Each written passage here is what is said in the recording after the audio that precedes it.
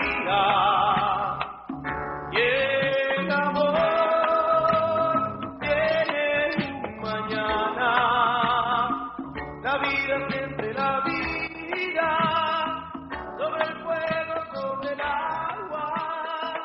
Llega la noche y parece. Saludos a todos.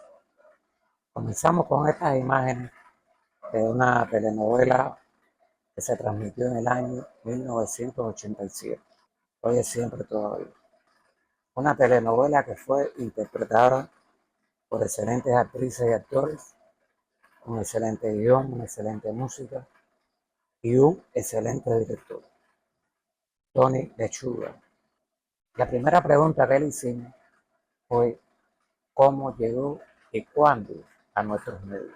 Yo comencé a trabajar en la televisión, es decir, llegué a los medios de una manera muy inusual. Yo siempre digo que prácticamente salí de un aula universitaria para un estudio de televisión. Y como decía un amigo mío, sin pasar por go ni cobrar 200 pesos, como era el juego del monopolio. Es algo que siempre he lamentado mucho, porque he dicho en algunas oportunidades que lamento mucho no haber pasado por un tiempo previo haciendo las cosas que se hacen en la televisión. Auxiliar de luces, auxiliar de cámara, auxiliar de sonido, asistente de dirección y sobre todo ver trabajar a directores muy importantes que por ósmosis uno siempre aprende mucho de ellos. A mí me tocó todo lo contrario y sucedió que la Universidad de La Habana organizó un departamento de televisión con la idea de hacer un canal de televisión, pero bueno, nunca se logró eso. Lo que quedó fue una programación televisiva que era prácticamente 5 o 6 programas semanales que se hacían en Masón y San Miguel, y que ese departamento reunió a un grupo de jóvenes que casi todos provenientes o todos provenientes de la universidad.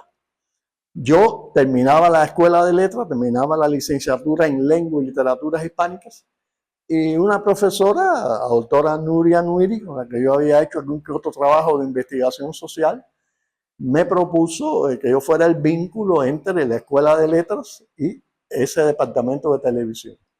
Vínculo que realmente nunca fue efectivo. Realmente, a la vez que caí en televisión universitaria, funcionábamos con cierta independencia de las instancias universitarias. Por supuesto, económicamente y la gente que dirigía el canal de la televisión universitaria tenían vínculo con autoridades universitarias, pero nosotros no tuvimos una orientación muy exacta de qué cosas respondía o no a la universidad. En realidad se hacían programas de televisión con una fuerte impronta cultural y ahí fui aprendiendo a hacer televisión.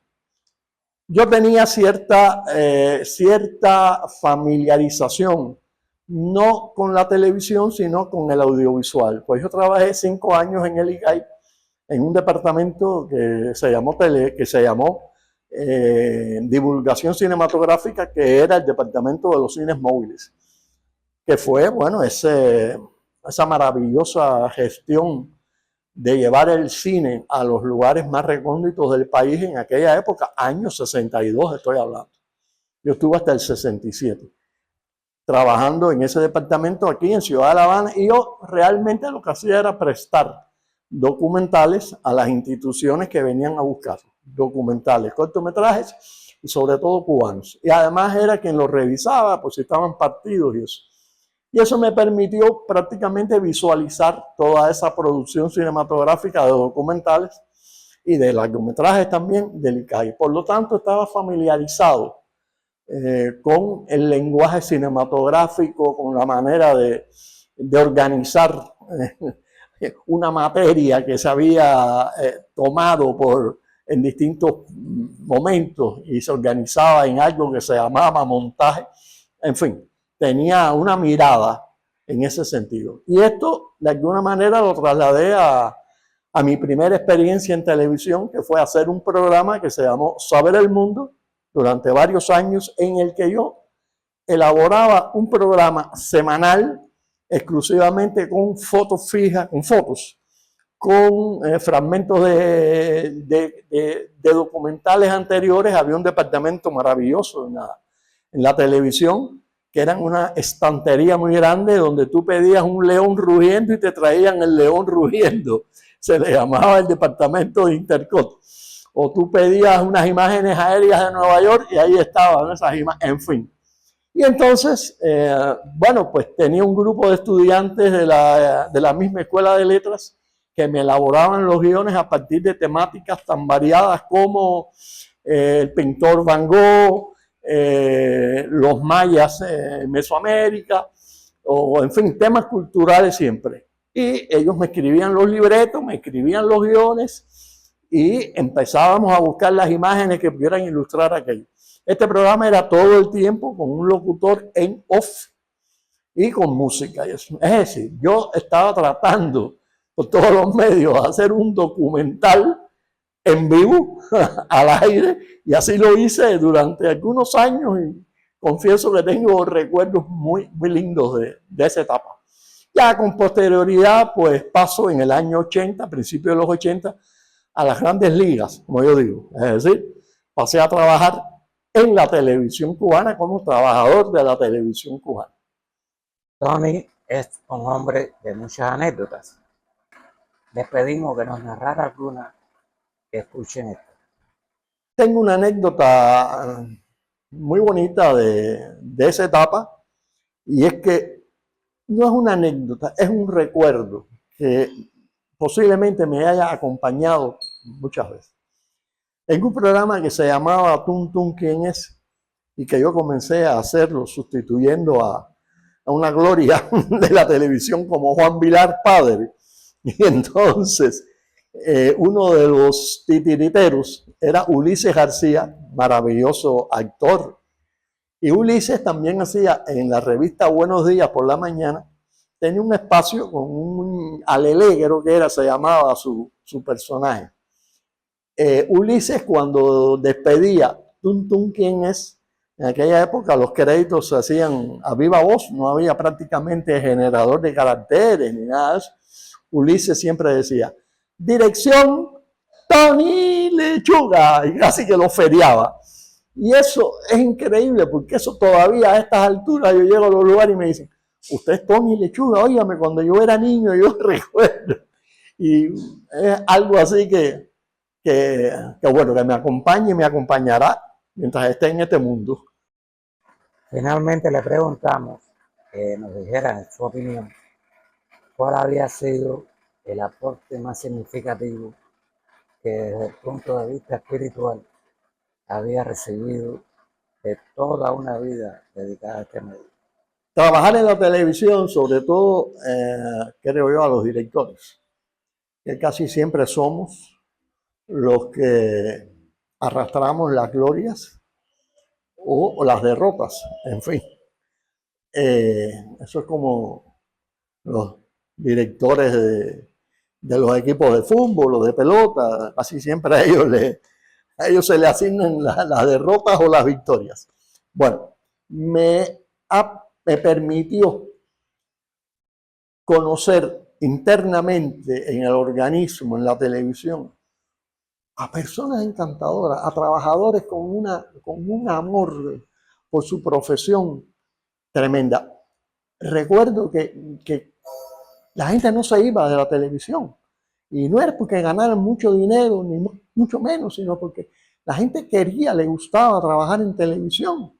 Y eso, y siempre, independientemente de conflictos que pudiera haber, de momentos mejores o peores, al menos mi experiencia, cuando yo llegaba a un programa de televisión, yo lo único que recibía era solidaridad, lo único que recibía era ayuda a la gente. Sobre todo un director como yo, que no tenía esa gran experiencia de base, de trabajar en estudios, de hacer grandes dramatizados, ni mucho menos, o ficciones, como realmente hay que decirlo. Y jamás siempre encontré esa solidaridad.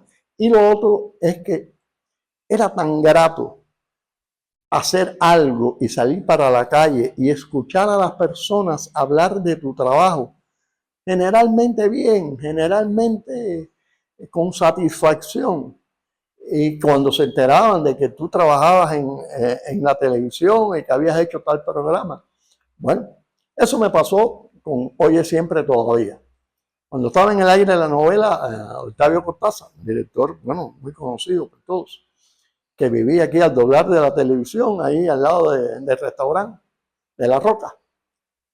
Yo lo conocía del CAI, lo conocía de vista y eso. Estaba en su momento, Yo Siempre Todavía, y que generó determinada polémica, porque fue quizá de la segunda o la tercera obra de ficción así seriada que de alguna manera tenía que ver con los problemas cotidianos de los jóvenes cubanos o habaneros en ese momento.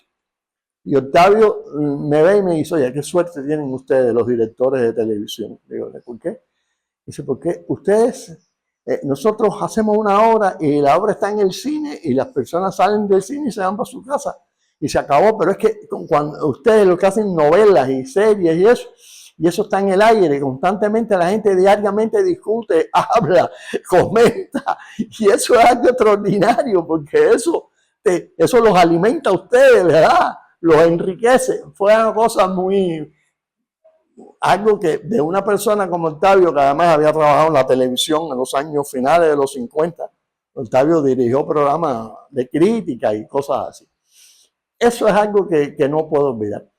Yo he pasado por distintos formatos o maneras de hacer televisión o de programas con objetivos distintos.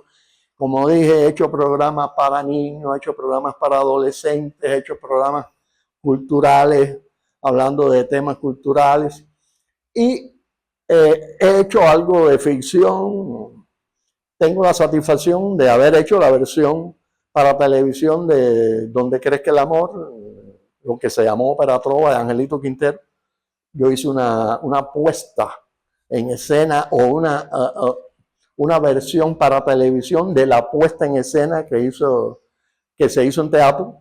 Y bueno, resultó muy lograda hasta el punto de que hoy tuve un premio coral en el Festival de Cine de La Habana, cuando la televisión compitió en ese festival, que fue por 2 o 3 años nada más.